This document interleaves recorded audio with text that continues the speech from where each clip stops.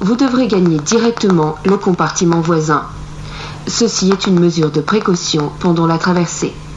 Merci de votre attention. That's the sound of the announcement that they make on Le Shuttle, because once again I'm en route, as they say, to the Le Mans 24 hours in an appropriate car, and my co-driver for this trip is Chris Burdick from Automo Blog. Hey Chris, excited? Couldn't be happier. That's all I need to know. So on this trip it's me and Chris, and you're coming with me to the Le Mans 24 hours. This is Gareth Jones on Speed.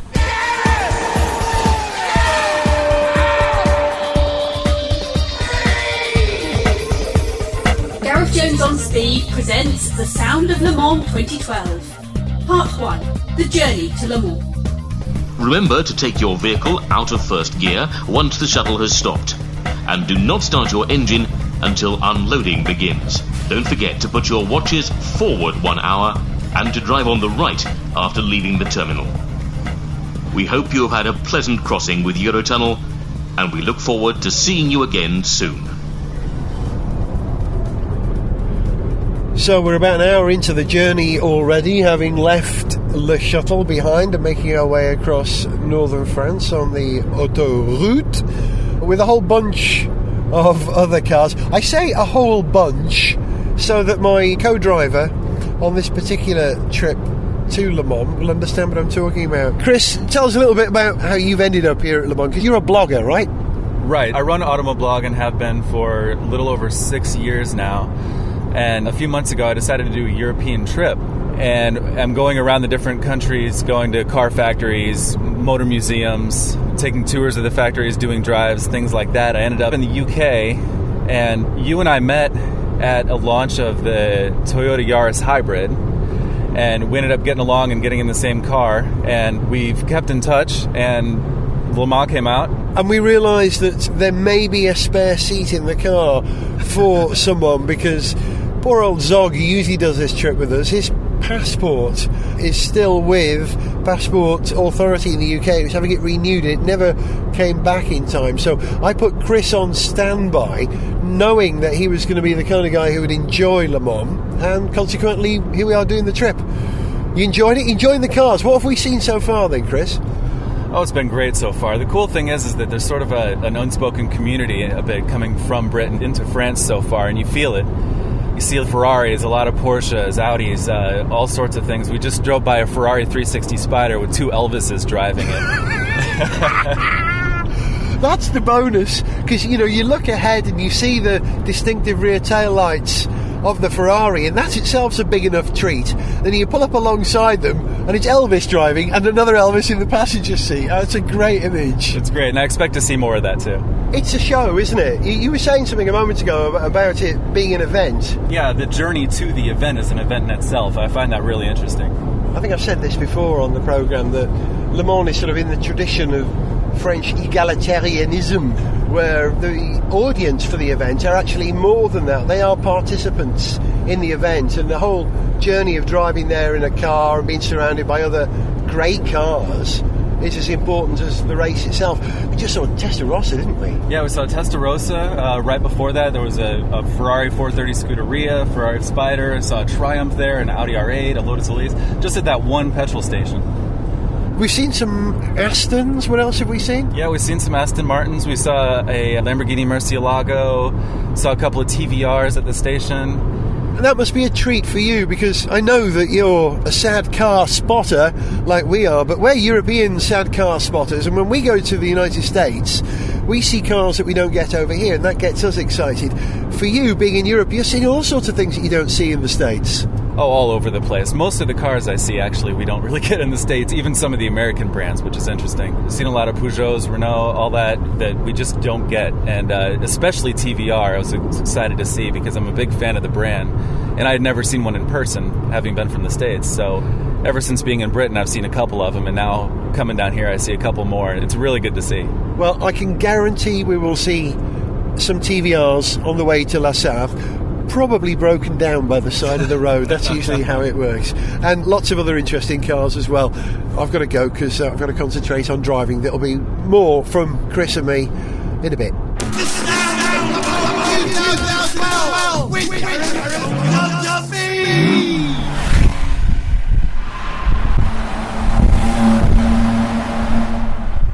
great timing. We're just going through a tunnel there, and the Elvis Ferrari 360 Spider went past, although we didn't catch that on the recorder. Then a 911, that's an old 911, and then an Aston Martin DB7 went by. I don't know what the quality of the recording was like, because I didn't manage to get the wind noise filter on the recorder as they went past, but I'm hoping that worked. We're still on our way to Le Mans. We're about an hour and a half away at the moment, and I think it's about this time we should tell you about the car that we've chosen to drive to the race in this year. As you know, it's a tradition of Gareth Jones on Speed, and indeed many people who go to Le Mans, to drive there in a marque that races at Le Mans. And so this year we've decided to come in a Toyota Group car. It's the Lexus CT200, you know the one, the little posh Prius, I suppose is what it is. It's a Prius all dressed up to go to a party. And we chose this car because, of course, Toyota are racing at Le Mans this year, and they've returned with a hybrid. And as this car is a hybrid, we figured it was very appropriate for the race, even if it's not particularly sporty, although this is they call it the F-Sport version, is that what they call this, Chris, this trim? Yeah, the F-Sport with the fancy wheels and the aluminum pedals. But it's not really a sports car, as we've realised with its CVT gearbox. It doesn't really want to go that fast. It's got us here. It's not terrible, and it looks cool. That's the important thing. It does look cool, actually. It does. The wheels look cool. They save this car, don't they? They really do. Tell us the story of what just happened in terms of fuel. Go on. Well, we just passed a petrol station when Gareth decided he would read the fuel gauge in the wrong direction. Well, the fuel gauge seems to work right to left as opposed to left to right. And I thought we were gaining fuel. So he said, how do we keep gaining fuel? And by that point, we had just passed the petrol station, noticed that there's not another one for, how long was it? 20 kilometres. 20 kilometres when the fuel gauge light comes on. And we realized we didn't have any fuel, so we slow down to about 40 miles an hour. Start talking about whether the EV mode's going to carry us the rest of the way. That was a concern, because at one point, I thought if we did run out of fuel, then the small batteries in this car would allow the electric motor to get us to a fuel station, maybe 10 or 20 kilometres, as an EV, an electric car. But you read the handbook and it says it won't do that. Yeah, it seems like if it runs out of fuel, the EV mode won't allow the hybrid system to start up. We hadn't tested that. Luckily, we didn't have the opportunity to. So we got away from that one, but still without really knowing whether the car will run in EV mode after it runs completely out of fuel. It's something to ask Toyota. It was a bit of a worry. We got our speed down to about 40, 35 miles per hour and crept and made it to a fuel stop and put fuel in the car, and then it overflowed when I put 35 litres in the car, and the tank capacity, what did we say, it was 45 litres? 45, so we ended up having 10 litres. Which is what? I don't know, at least 60 miles, 10 litres. Something like that, yeah. So even though the gauge said that we had 0 miles of cruising range left to go, in reality we could have gone quite a bit further. And that's the perils of driving lots of different cars. This is literally the first day we've driven this car. We don't know how optimistic or pessimistic the fuel gauge is, but now we know when it says 0, you're good for another 60 miles. Yeah, well, we probably shouldn't test that. No, I have no intention of going through the anxiety of that again, ever. Anyway, we're all set now. We're still en route. Hopefully we will get there before dark. At the moment it's 10 to 6 Euro time, which means that we should get the tent up before it's dark. It's been raining a little bit, but I think it's probably going to be dry. It seems to be brighter ahead than it is behind, so we should be all right. And when we get the tent up, we'll have something to eat. Then you know what happens, Chris? What? We go to see qualifying. Late night qualifying at Le Mans. How exciting is that? The sound of Le Mans 2012 with Speed.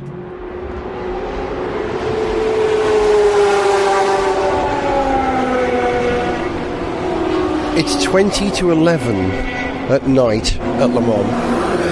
As you know, they run qualifying on a Thursday evening, late into the night. This is the second of the qualifying sessions. I'm not actually certain who's where, because I've not got the headphones on to listen to the radio, but the spectacle of the cars is extraordinary.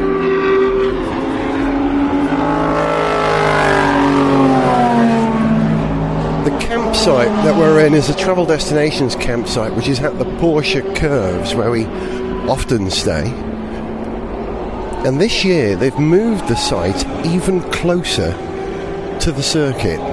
When I say closer to the circuit, if I tell you that when I started recording this, I was standing outside our tent, and in the time it's taken me to tell you this, I've walked from our tent to the Porsche Curves where you can see the circuit, you realise just how close we are. Now, Chris, who's with me, who's still learning about Le Mans but loves cars and knows his cars, has never experienced Le Mans before, and I'm now standing next to him. Chris, how would you describe this experience? Well, when we first walked up here and saw the first car drive by, it was a 458 Italia, and I don't think I'm going to forget it.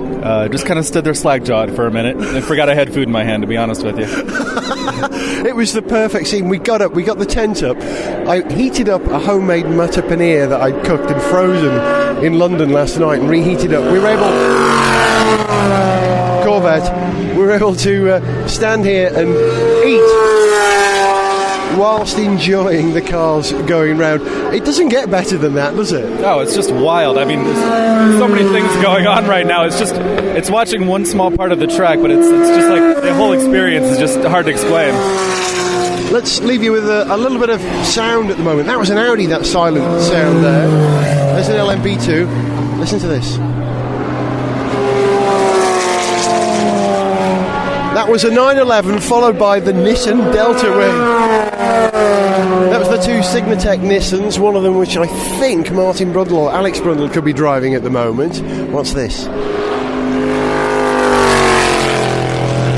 What was that, Chris? That was definitely a Corvette. I didn't have to look to know it.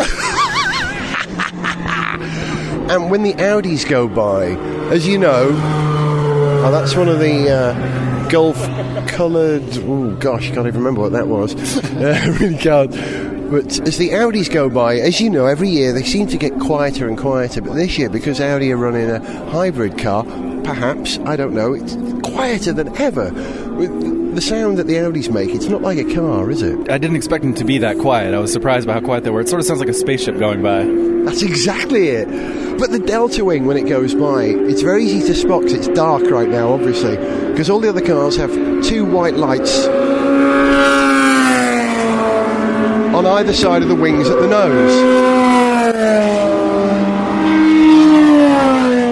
But the Delta Wing, when it goes by, has two narrow lights, like someone who's cross-eyed, then two wider lights on the sort of the rear wings. You know it's something special. Yeah. And you've seen Close Encounters of the Third Kind, haven't you? Of course.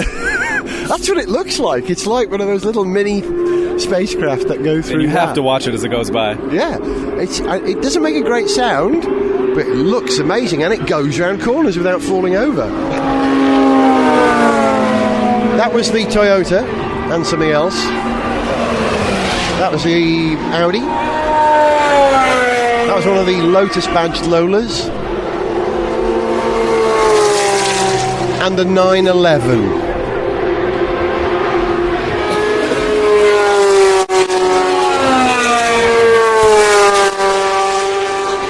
Three GTE Pro-Am cars there. I think we'll call it at that because it doesn't get better than this. Actually, it does. Wait until you hear the race, Chris. You're going to love this. How do you like my Le Mans? Does it work for you? Oh, yeah. When we first came up here, when the first car went by, Chris is standing here eating food, drinking beer. A car went by and he turned to me and he said, "This is so awesome." And you know what? It is. Say goodbye, Chris. Bye. You've been listening to Gareth Jones on Speed. I know this has been a short show, but don't worry, there'll be another one from Le Mans 2012. I'll leave you with the sound of the cars going by. Coverage on 2012 continue the next episode. Gareth Jones on Speed.